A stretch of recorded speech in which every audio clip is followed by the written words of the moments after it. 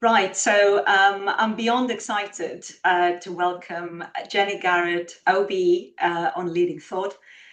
Jenny Garrett is the founder and CEO of Jenny Garrett Global. She's a speaker, author, and the co-host of the AI for Equity podcast, along with her daughter, Leah Sunshine Garrett. I think I got that right. You did, you did. um, so Jenny is one of the leading voices in the UK on inclusive leadership. And her award-winning, recently tri-level methodology has been helping to address change structurally rather than incidentally. Mm. Her work has evolved over time to reflect the technological and societal changes shaping the way we work. And entrepreneurial and AI-ready leadership has recently have recently been added as two pillars, additional pillars underpinning her leadership and development approach. So her upcoming book, AI for Equity, explores how artificial intelligence can help to unlock human potential and build a fairer society. She's also the author of Rocking Your Role and Equality versus Equity, which is focused on gender balance and inclusion. And Jenny was awarded an OBE for her services to entrepreneurship and women in business. So, Jenny, welcome and thank you for joining me today. Thank you so much, and thank you for that wonderful introduction. I really appreciate it. Sharing a bit about my journey and what I do. I always think it feels like someone else you're talking about, and then have to remember that, yeah, over the years these things have been me. So thank you so much. Yeah, absolutely, absolutely. And so I did want to start by just giving some context for the conversation today. So in our latest Leading Thought series, we have been honing in on the human consequences of AI adoption, and how we ensure that humans continue to grow, that humans stay at the heart of the equation. And so we have been speaking with leaders that have been evolving our thinking in this area. And so I know that you talk about humanizing AI in your work, as well as the importance of equity in how AI is adopted.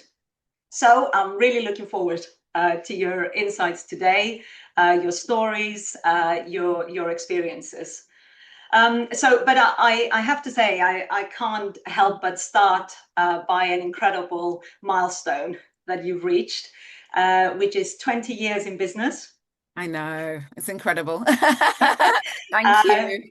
Congratulations Thank you so again. much. And it was very special for me to witness the impact of that earlier in the week. So, incredible, Yeah. incredible. Thank you so Um, much. The team and I are still very riding high on it. It was, yeah, it was a wonderful moment. So I did want to ask, so just to kick off, I did want to ask you when you look back on those 20 years, and I know you probably don't do that very often, but when you do, what are those I suppose what are those standout moments for you, and what are you most proud of? Yeah, I think the standout moments are always about individuals. It's wonderful to achieve awards and accolades. But I think the moments when you're with a client or with a group of leaders who are developing, and it's almost tangible that light bulb moment appears and someone sees something very different. So from the person who perhaps has never thought about their own brand and how they come across, or the leader who now knows how to unlock the potential in someone, those are the moments that really make a difference. And those are the moments that stand out. So I'd say it's the individuals, it's the people. And what's been great for me over the years is that people stay stay in touch, and they let me know about each step of their journey. And I'm always there, sort of cheering them on from the sidelines. And people have gone from, hitting a glass ceiling and feeling like there's nowhere to go to, achieving very senior roles, and being responsible for changing the face of their organization. And one organization we worked with, there were very few leaders from different backgrounds. And then, I'd say within a 5-year period, when we were working with leaders, there was so much more diversity. And I'm not just talking about characteristics, I'm talking about the diversity of thought and their ability to be creative. Those are the moments that stand out for me when I look and I think, oh my gosh, this is not how we started, but this is how we're leaving the organization. Or this person is standing taller and speaking up so much more than they were in the beginning. Those are the moments that matter for me. Yeah, and that's true impact, in many ways. And I'm very conscious that people who are listening to this are also sort of potentially entrepreneurs, business owners themselves. And so I'm also keen to sort of get your perspective on how do you build a sustainable business and such success over 20 years? Are there sort of specific things that you could share, or specific moments that you think really really turned the business around or helped the business to move forward? Such a great question. And maybe I'm not going to give a very unique answer. I think the first one is knowing what your values are and sticking with them. I think when you're running a business, there's a lot of advice from people to change fundamentally who you are sometimes. And I just don't think you can be successful if you do that. I think as well, not to compete with others. From the beginning, I thought, I'm not going to compete with other people. I'm going to compete with myself. Am I better than I was a month ago, a year ago, 5 years ago? And so, sort of driving that sort of internal engine for your competition, rather than thinking, oh, they're jumping on the next bandwagon, I'm going to follow them and I'm competing with them. I think you can get very caught up in that. And it should be about what are your goals and where do you want to move forward. And I think persistence, and consistency. Sometimes the phone wasn't ringing, sometimes nothing was happening, and it was keep showing up. Just keep showing up in whether that's just getting up and going to a desk each day, or going to networking events, or whatever it is. That consistency, you think no one's looking, but they are, and they're watching to see if you're going to be there in a year's time, and whether they should invest their time and energy in getting to know and understand and benefit from what you do. So I think the persistence and consistency together. Yeah, no, absolutely, and you're so right, because that journey has ups and downs, probably all the time, and keep Mm. showing up, trying to do the thing that you do best, and have a belief, I suppose, that that's going to pay dividends in the end. So actually, on to your first point then around being yourself and not not necessarily following what other people think is the direction that you should go in. So I'm very conscious that you obviously spend 20 years building, what is an award-winning leadership development consultancy, very much focused on the inclusion aspect initially. But more recently, you completed the MIT's AI strategy program. You're writing a book, or you wrote a book, and which is coming out on AI for equity. So I guess I'm wondering what is it that pulled somebody who has such a strong expertise in one area to something one might argue so different, in a different direction, perhaps in a field that these trends were not being named adequately. So Yeah, I think actually what maybe I'm often I'm curious, number one. I think I'm always curious when something new and something is changing. And I'm always interested in different perspectives as well. What's the alternate view? Mm. And what I would say is I was hearing a lot about AI. And none of it was good. I was listening to podcasts, I was reading books, and a lot of it was saying it's going to be the end of humanity. It's the worst thing that could happen for us. It's going to take all of our jobs, and we're all going to end up with brain rot. And I thought, this is this might happen, but is there an alternative? Is there anyone using AI in a way that helps? And actually, could I be part of a solution so that the worst things don't happen? So that's how it started for me, trying to understand, is it true what I'm hearing? And wanted to engage in being a solution if there was a possibility of that, or wanting to know where the solution already occurs, to see if I could amplify it. So that's where it started. And I engaged my daughter and asked if she would do a bit of research to see if anyone is doing anything intentionally positive with AI and its intersection with diversity, equity, and inclusion. Could people be able to use AI to accelerate solutions to problems that we've wanted to solve forever? So that's where it all started. Yeah, that curiosity, that seeking another perspective. She ended up doing lots of research, and when I found all these people doing amazing things that she had surfaced, I thought, well, we could amplify this and let more people know, and let's do that through a podcast. So that's how it happened. I also want to say I don't think AI is the panacea to all illnesses.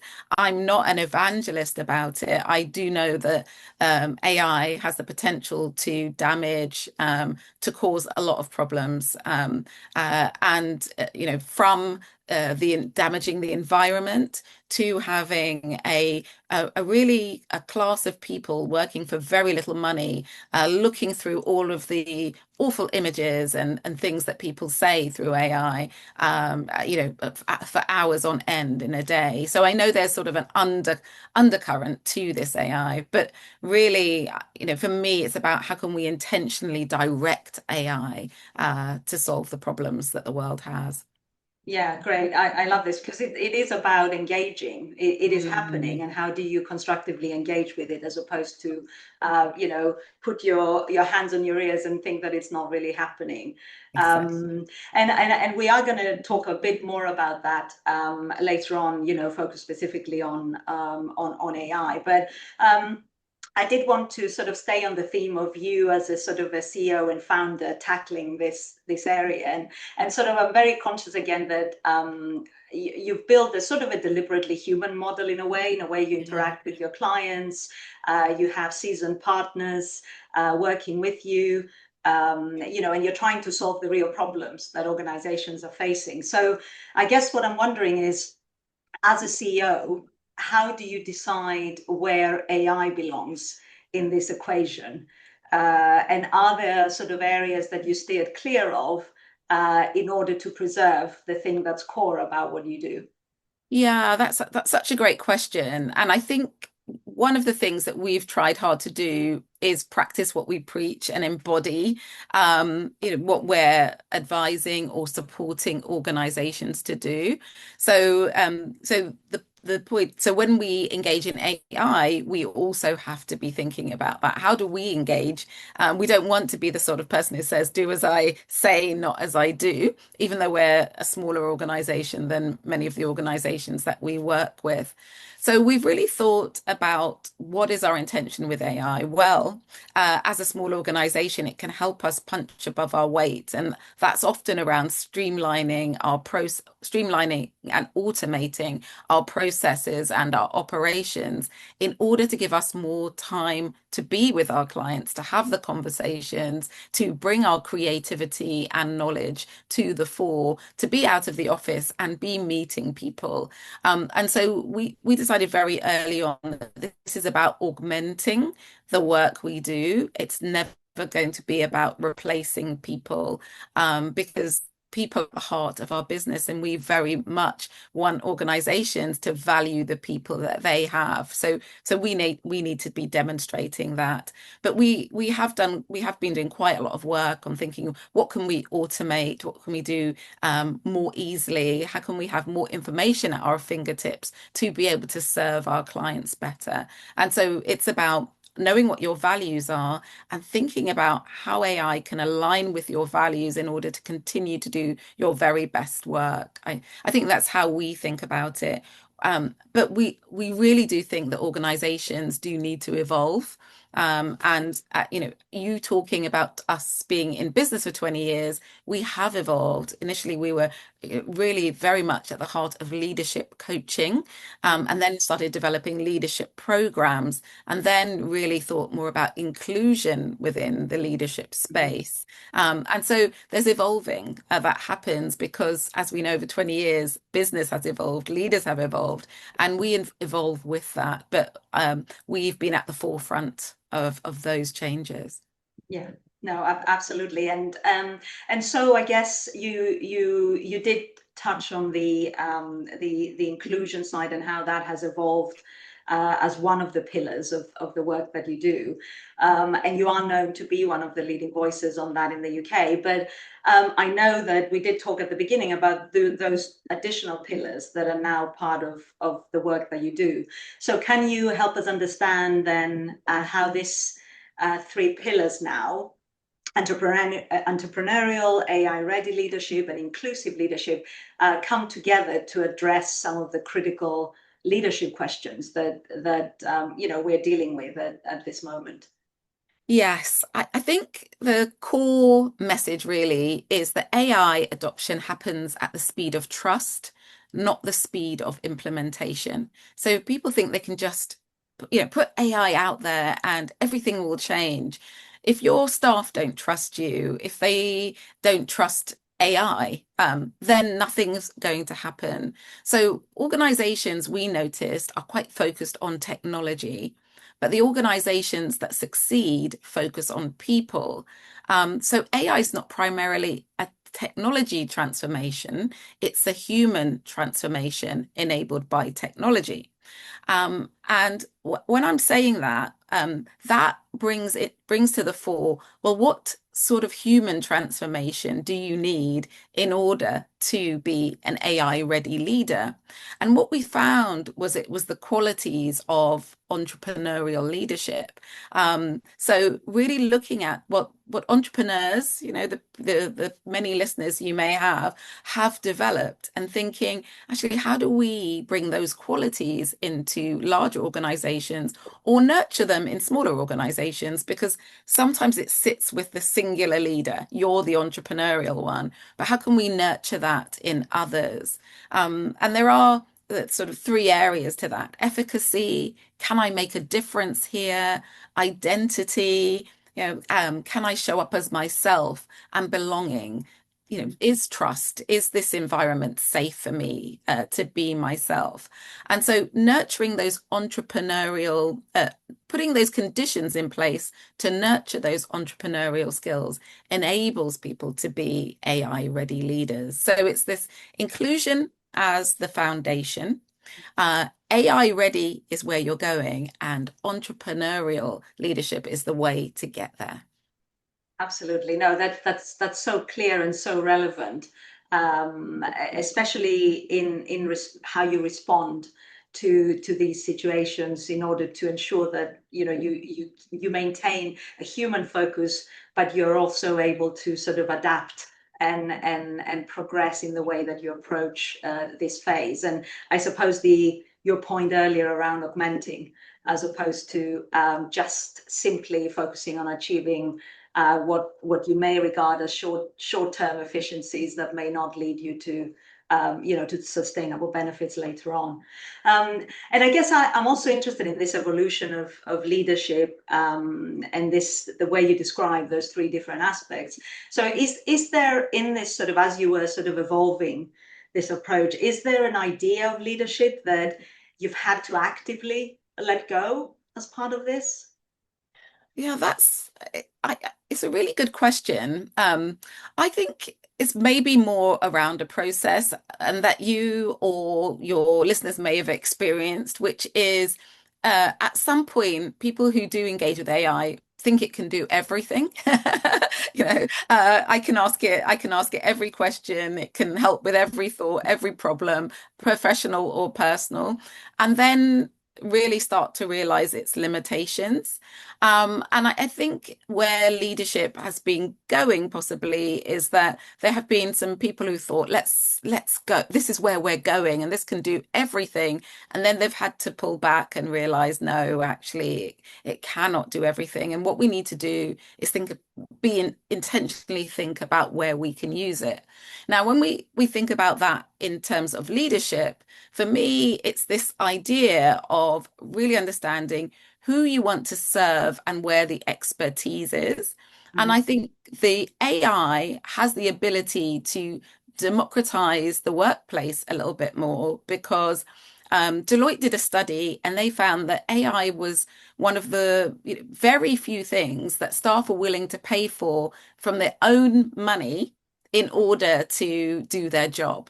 Most people will say, I'm not going to pay, but my organization should pay. But people are willing to pay for a large language model or a tool that will help them do their job better. Now, what that for me means is that they might be doing some amazing things with these tools that the organization is not aware of. They might have a side hustle, they might be creating websites, apps, who knows, new systems that the organization isn't aware of because they might be using it out, they might be creating it outside of the, of the server, of the realms, the framework that the organization has. And for me, the leadership that we are coming to is really saying, I want to understand. I want to know you in the fullness of who you are and what you offer and your full creativity. And I give you the permission to bring this into the workplace. Whereas previously, I think leadership was reasonably boundaried.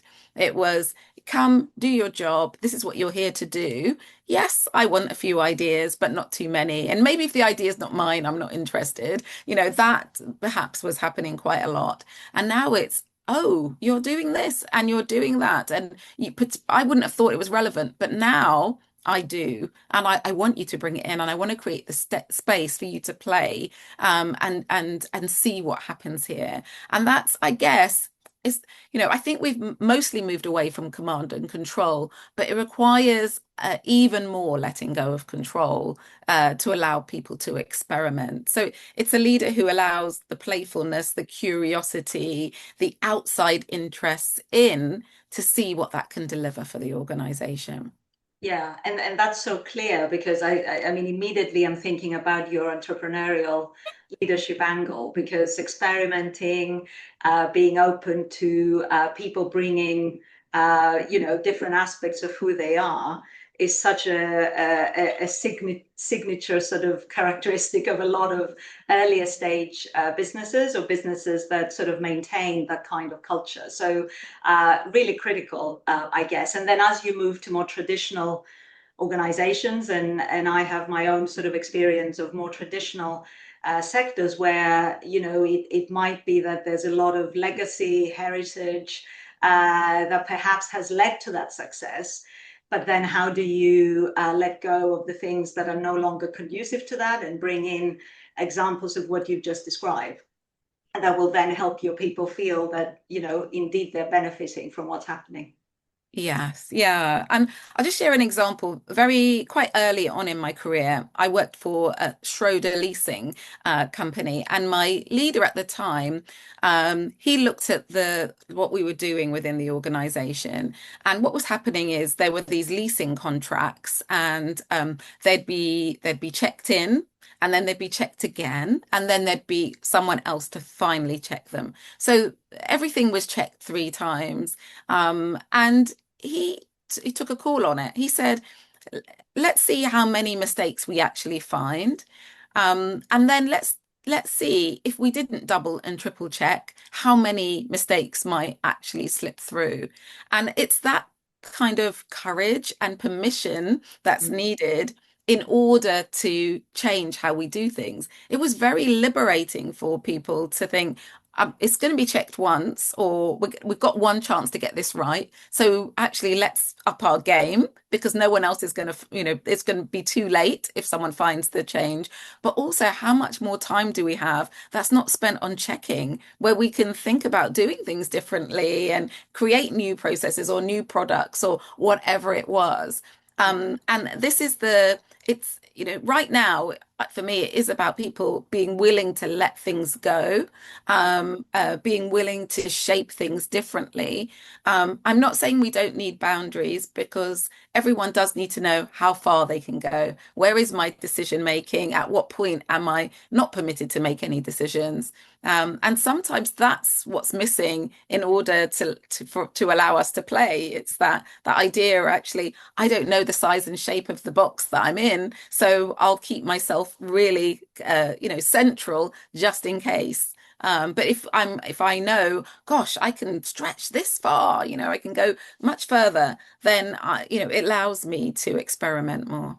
Yeah, and that's so true. And then that makes me think then about leaders, executive teams, but also boards when they are having to make those decisions. So, and I guess where that work really needs to happen. How do you think? And I know you've sort of written about that, how boards can sort of embrace this kind of mindset and in a way try and support executive teams, leadership teams to drive that. But do you have any specific sort of experiences around that, or examples that you can share, or your own perspective on that? I think it's a really interesting question. I think each board is different, and boards have different appetites for risk. I think that's quite important to understand. And there are some risks to engage with AI. So there are some smaller organizations who say, go out and play with any AI tool that you find and let us know what's good, and we'll think about whether that's something we'll roll out in the organization. There are others that roll out a Copilot, for example, and have decided that that's AI enough in the organization, and that's fantastic. And there are others who are thinking much more, the work that we do is much more, what are your values? Number one. How does that align with how you want to engage with AI? We're working with a charity at the moment, and it's been very much, what does that look like when we take that through your values? And what does that say you do want to do versus what you definitely don't want to do as an organization? Plus, personally, what you permit, because there are some people who really don't want to use AI, and there are some people who are very much using it. So, is it okay not to use AI when everyone else is? And where are the limits and boundaries around that? And also, where do you stand as an organization, and what do you have to communicate to people so that you can build trust, and they know that your intentions for using AI are either to augment or a particular use case, or to help people, increase their well-being by not having to work so hard, if that's what the case is. So for us, when we're working with boards, it's very much starting at the point of, who are you and how do you want to engage with this? And actually, one of the biggest things that we've been saying to organizations is, you're not behind. Take your time with this. Think carefully, think slowly, because the pace of change around AI makes everyone feel that they're behind, that they've got to hurry up, they've got to make fast decisions and fast investments. And by the time next week comes around, everything's changed. And so it's about those fundamentals, really thinking about what those fundamentals are. And the other aspect that we've been working with them on is making sure no one's left behind.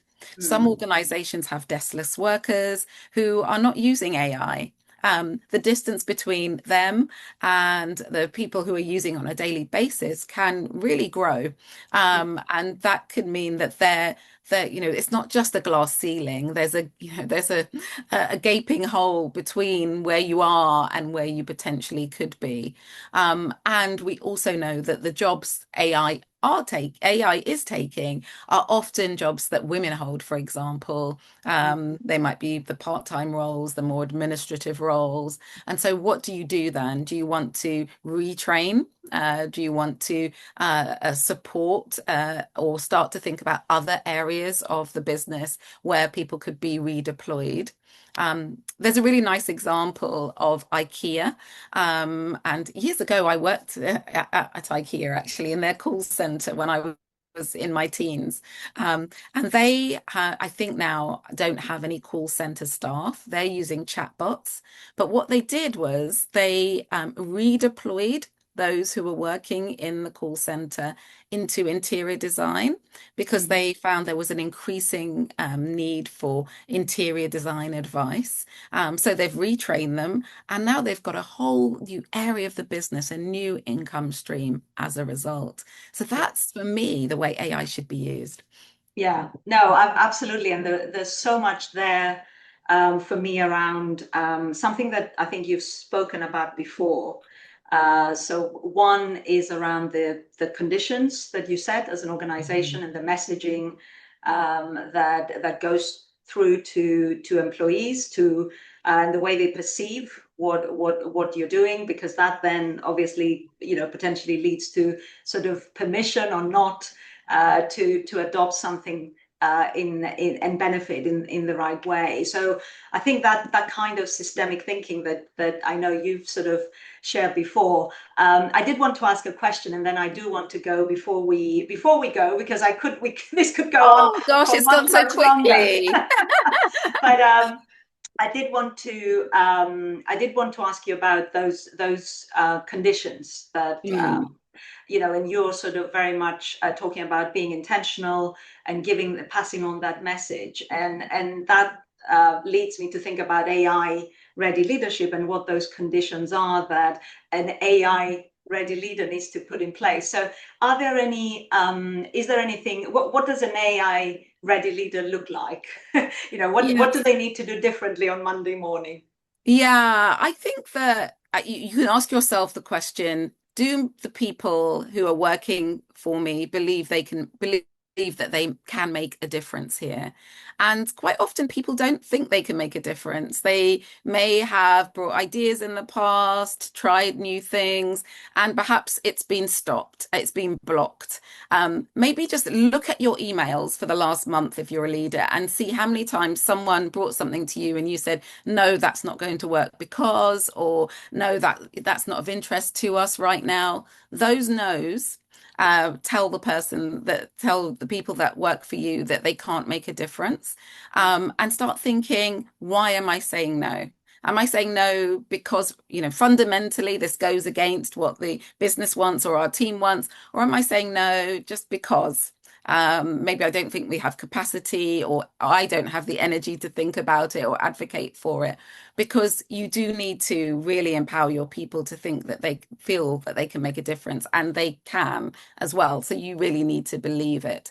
So creating conditions where they can make a difference, when they can influence outcomes, and they don't feel they're not in this passive state of change just happens to me. So I think, starting to ask yourself those questions. Something that we do as an internal team in my organization is that once a month, one person suggests an article we should read, and then we come together just for a 45-minute chat around the article. The article can be around anything. It is often around leadership in the workplace, but it could be about cats. It really doesn't matter. And we just chat about it. And we always feel we've created some new knowledge and some new thinking, and somehow always relate it back to our work in some way. And for me, that helps people know that their voice matters, that they can make a difference, that they can influence the way we think as an organization. So it can be really something small like that you can do. Yeah, and I think it's really, really important to highlight that this is not necessarily about big things, because No. people's daily experiences are about the small things that they see and feel every single day. So, you know, you can start small. There's no harm in that, Yeah. and then clearly build on that, and hopefully you'll get where you want to get to. You know, with your people feeling positive about it. So I don't want to go without talking about the book that's coming out in October. And also, I did want to ask you about the intergenerational podcast that you're running together with your Mm. daughter. So, so I know you know, you talked in you talked just now about the equity, the equitable outcomes, and who making sure that nobody that you people are not do not feel that have been left behind. So I just wanted to understand a bit about how the book and the podcast for you over the last sort of you know over the time that you've been focusing on it. What is it that has sort of led you to think about that, and how do we go about making sure that that doesn't happen? Yeah, it's been amazing to interview people from all over the world about how they're using AI to advance equity, to create more fairness, to make sure no one's left behind. It's been a fantastic experience. It's also been amazing to work with my daughter on it. I really do feel like it's a privilege to be able to do a project like this with her. She has, I would say, stronger views than I have about things, or maybe more direct views. And also, she is quite immersed. She's created her own tech startup, so immersed more in the technology and the real workings of AI as well. So we've brought different things. I've brought the leadership expertise, the workplace, the people, and she's brought the tech. And also, I guess the directness I'm talking about is really more activism. She's quite an activist. So it's been really interesting to work with her and actually just hear her find her voice through it all. If you listen to our first podcast to our podcast now, you'll hear, you just hear the difference in her. And I'm sure you hear a difference in me because I'm so much more educated about AI than I was at the beginning as well. So the whole process of working with my daughter it's been fantastic. Not saying we never disagree. We've learned how to collaborate and all of those sorts of things. And she's challenged my thinking as someone who sees the world of work and the world differently. But it's been really, really great. And then to get the opportunity to write a book with the same topic and go into more depth with some of the people that we've interviewed has been fabulous as well. So I'm really proud of the book because it has both our voices unfiltered, and it just shows how our perspectives, what we ended up doing was deliberately sort of her introducing my chapters, me introducing hers, and then sharing some of our reflections at the end of the chapters as well. So you get these different voices within it. So the way we've written it, I really like as well. So yeah, it's been amazing. I think what the book will do is help people who perhaps feel they cannot shape uh, what is happening in their lives around AI. I think it will help them think about how they want to shape it and really empower them to know that they can do small things in small ways to do so. And also give you hope because there's just one hopeful story after another of really good uses of AI. I think that's what people will get from it. Um, and challenge. I think it will give people the ammunition or the ability to challenge when AI is not being used well in their lives or in their organizations. Many of us have been a wild card hire. Someone's taken a chance on us, haven't they? Our potential maybe wasn't obvious from our CV or from our background. with algorithms that are based on patterns, maybe we wouldn't be selected. And just understanding that means that we know that we need to challenge those algorithms, because we know that we would be disadvantaged right now as a result.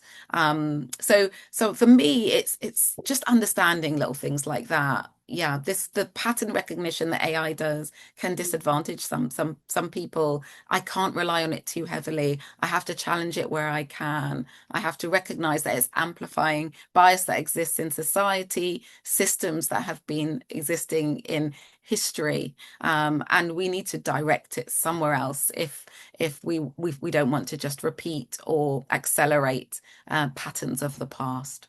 Yeah, absolutely, and I think that's a really hopeful message, I think, to leave everyone with, but also the fact that you have to acknowledge the bias in order to address it, and there are ways to address it once you've done that.